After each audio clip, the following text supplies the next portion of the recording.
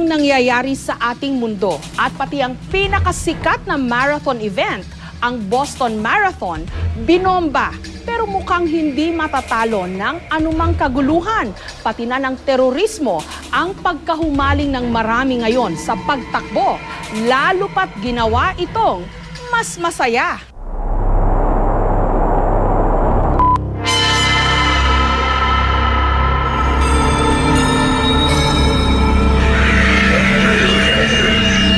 Hindi po ito audition video ng mga nais sumali sa anumang talent contest o artista search.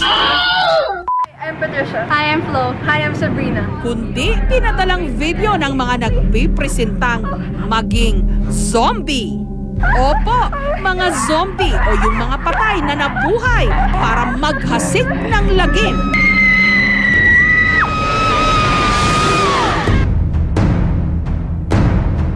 Ang mga mapipili, gaganap na mga zombie sa Outbreak Manila Zombie Run, kung saan ang runners hahabulin ng mga zombie para takutin at hablutin ang mga flags na magsisilbing buhay ng mga runner.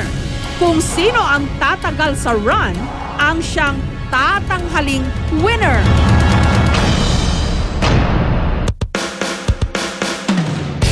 Hapon pa lang, dagsana ang mga napiling gaganap na zombies sa make-up tent.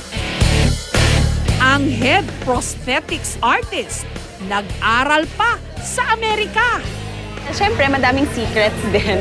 Pero basically, pinapamukha lang namin na patay yung mga tao. Tapos siyempre, madaming dugo, ganun, para nakakatakot talaga sila tignan. Kasama rito ang grupo ng zombie fanatics na Zombie Horde.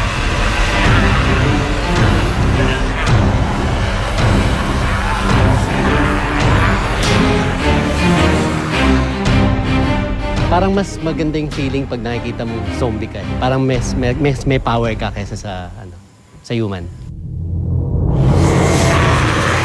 Ang Zombie Horde, ilan lang sa humigit kumulang 500 zombies na mananakot.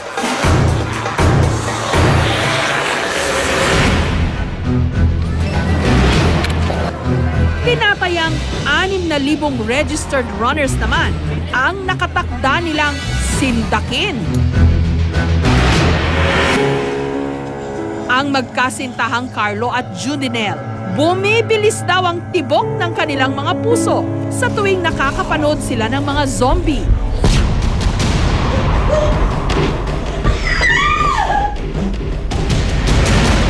Kaya nung nalaman nilang may zombie run, pinaghandaan nila ito.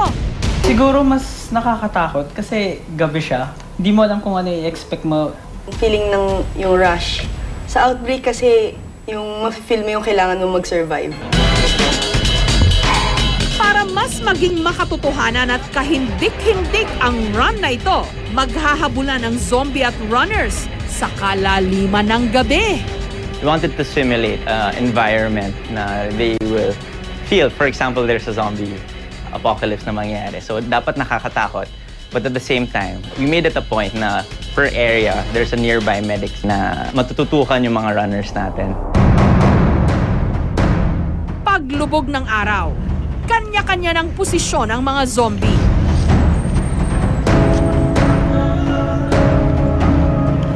Maya-maya pa. Are you guys ready to run for your lives? In 5, 4, 3, 2, 1!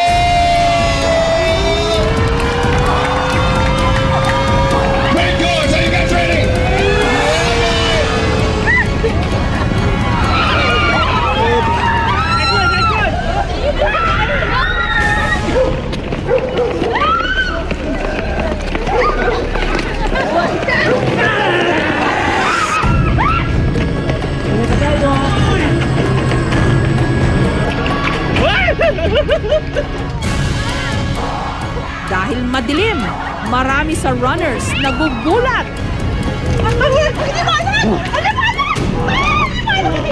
Yan.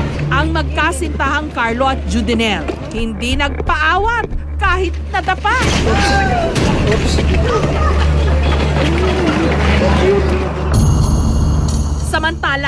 sa ibang bahagi ng racetrack. Makakasalubong ang ilan pang mga zombie at masasamang elemento.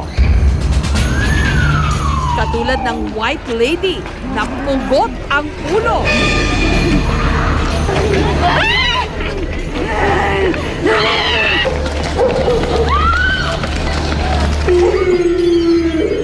Para mas exciting, meron pang maze.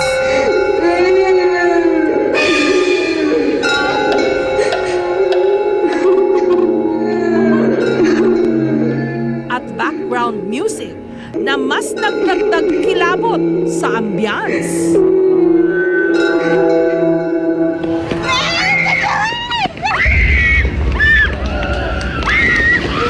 May ilan namang runners nag-costume din, katulad ni Valentina.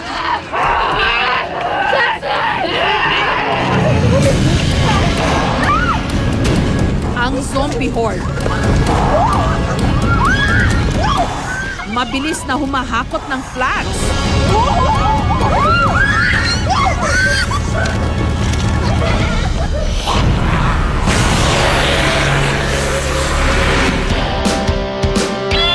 Makalipas ang 6 na oras, kinilala na ang mga dead at survivors.